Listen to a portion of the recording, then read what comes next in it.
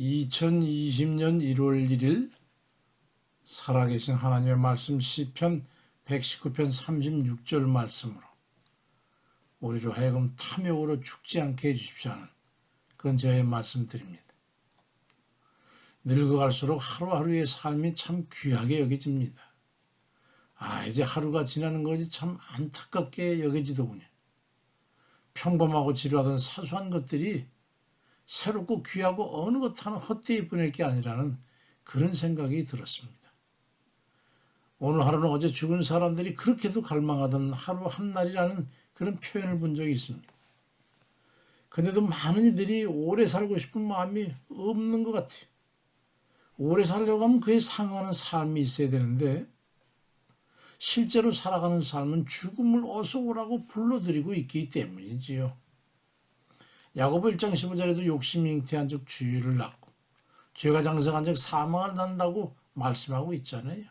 물론 영적인 문제지만 그의 지혜로운 시편 기자는 119편 36절 시편에서 내 마음을 주의 증거들에 향하게 하시고 탐욕으로 향하지 말게 해달라고 하는 그런 간구를 하고 있습니다. 일찍 깨닫고 자신의 욕심을 가지고 살아가는 한 오래 살기엔 틀린 거구나. 욕심을 버리고 나눔으로써 삶을 편안하게 해야겠구나 하는 그런 마음으로 돌이키는 것 같아요. 그래야 될 것 같아요. 욕심은 병과 마귀를 불러들이게 됩니다. 욕심은 근육을 위축시키고 긴장도를 높이게 됨으로 해가지고 혈액의 압력이 높아지고 심장에 부담이 가중되고 혈압을 높이고 심장의 박동을 비정상화시킴으로 해가지고 신경색이나 심장마비를 일으킬 위험성이 높게 된다는 거예요. 그래서 탐욕스러운 자들은 성인병에 걸릴 위험군이 되는 거지요. 오래 살고 싶으면 욕심 버리고 마음을 비우면 됩니다. 잠언 28장 16절에도 무지한 치리자는 포악을 크게 행하거니와 탐욕을 미워하는 자는 장수하리라고 말씀합니다. 욕심을 버리지 않는 한 영적인 이 영생의 복도 꿈도 꾸지 말아야 돼요. 탐욕에 눈이 어두워 욕심으로 사는 이들은 절대로 하나님께 대한 믿음과 공경을 할 수 없습니다. 시편 10편 3절에도 악인은 그의 마음의 욕심을 자랑하며 탐욕을 부리는 자는 여호와를 배반하여 멸시한다고 말씀합니다.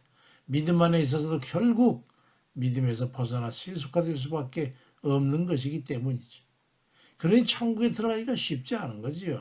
하나님의 은혜에서 벗어나고 죄를 짓고 그러면서 천국에 들어가기를 바랄 수 있겠습니까? 고린도전서 6장 10절에 도적이나 탐욕을 부리는 자가 술 취한 자나 모욕하는 자나 속여 빼앗는 자나 하나님이 나를 유업으로 받지 못하리라. 왜냐하면 그 욕심이 죄를 짓게 하니까 그 죄가 사망의 사실이 돼가지고 영벌에 처하게 되는 거예요. 그러니까 아버지 앞에 들어가기 위해서는 무엇보다도 욕심을 버려야 되는 겁니다. 그게 영적으로 살 길이에요.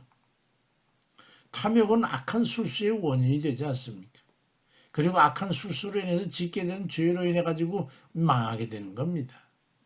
욕심을 인간적인 수단과 방법으로 채우려고 하다 보니까 악한 꾀를 낼 수밖에 없고 그러니까 그 죄를 짓게 되고 그 죄값으로 망하게 되는 겁니다.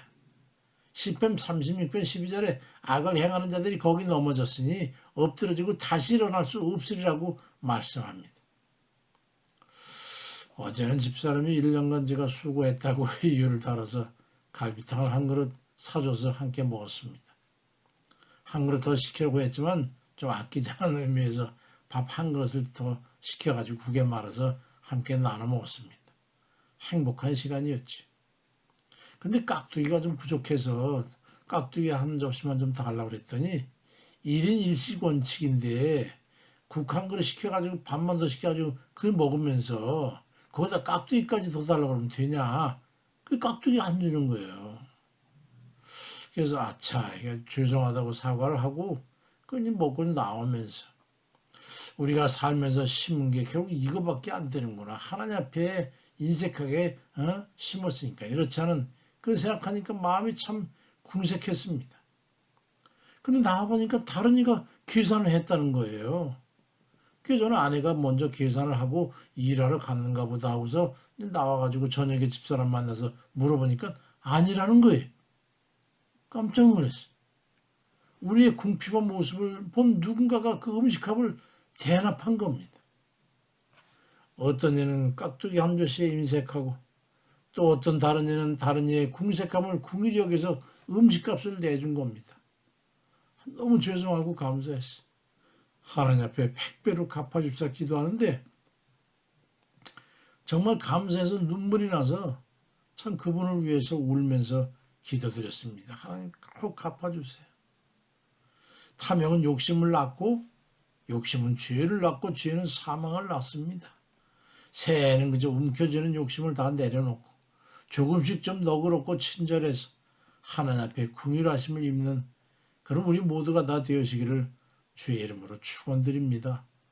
아멘입니다.